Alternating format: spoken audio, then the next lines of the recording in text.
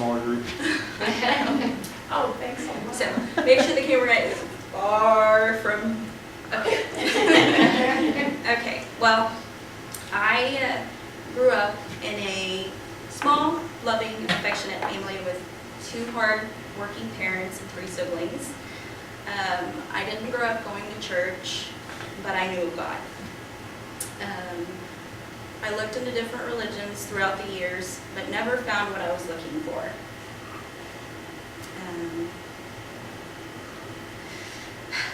I had my first child at the age of 18, and I formed a relationship with the father of my 5 kiddos that lasted 10 years. To make a long story short, when I got married, just like I'm sure many of you, you get married and you don't think that you're going to go through a divorce. But unfortunately, that's the way it worked out. There's a verse in a song by Rascal Flatts that gets to me every time I hear it. And the title of the song is called I'm Moving On. The verse is, I have loved like I should, but lived like I shouldn't.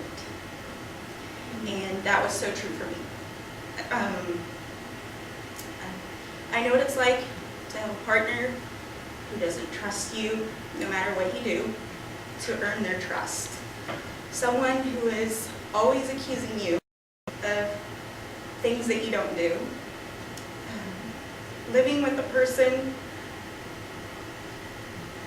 full of anger, that at times would throw things, hit things, break things.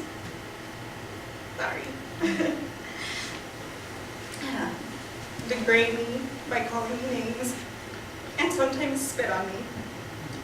I dealt with all these things because I thought that I could make him see how much I loved him and how dedicated I was to our family, but nothing ever changed.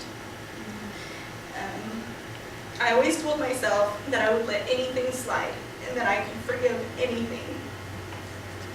But the one thing that I would never forgive was for a man to lay a hand on me. And so, unfortunately, my relationship got to that point. And I had to decide if I wanted my daughter to think that it was okay to be treated that way, or if I wanted my boys to think that it was okay to treat someone that way. Well, no, I didn't want that for my children. So, I was scared, I was confused, and I wondered how much I was going to hurt my children with my decision. I felt like I had failed. I felt like I was giving up, like maybe I should continue to try harder. But I had reached my limit. I was very lonely. I had made so many mistakes in the past that I felt like I wasn't worthy to pray to God. And so then I was even more lonely because I felt like I had no one to turn to. Fast forward, years later, my kids are doing great. I'm engaged to a great man who is very loving, understanding, and affectionate. But most importantly, he loves my children, and they love him too. I have a very rewarding job that allows me to help others. I know I am in a better place now, but still I feel like something is missing. Thanks to my fiance, I was introduced to ViSalus, and because of ViSalus, I got to meet an amazing couple that I felt had what I was looking for. Every time I saw them or heard them speak at events, I could see peace and love reflecting from them. So one day, I decided to send LaDonna a private message on Facebook. I told her that I saw it in both her and Shannon. I told her what I saw in both her and Shannon and how I felt I was missing something in my life. She was very kind and replied to my message, letting me know that what I was missing was a relationship with God. She invited Ray and me to attend service at Word of Life, and I am very thankful that she did. I have to be honest though, I have slacked along the way, but I know that I will not stray from his path again.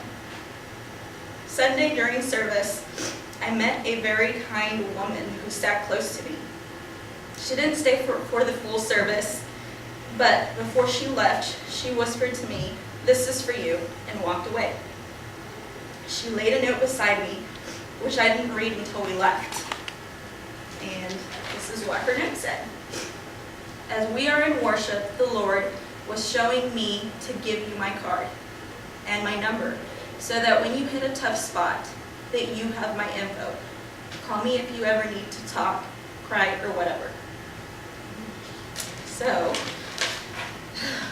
I was in awe for the rest of the day. I couldn't understand. I couldn't believe that somebody would do that when they didn't even know me.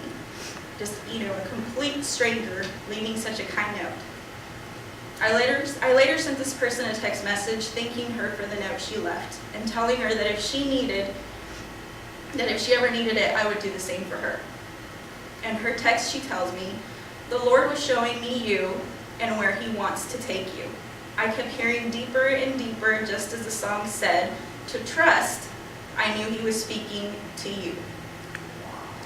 When I was going through my darkest moments and I felt like I wasn't going to make it, I did. And even though I felt like I was not worthy of praying to God because of my own personal guilt, I know that he never abandoned me.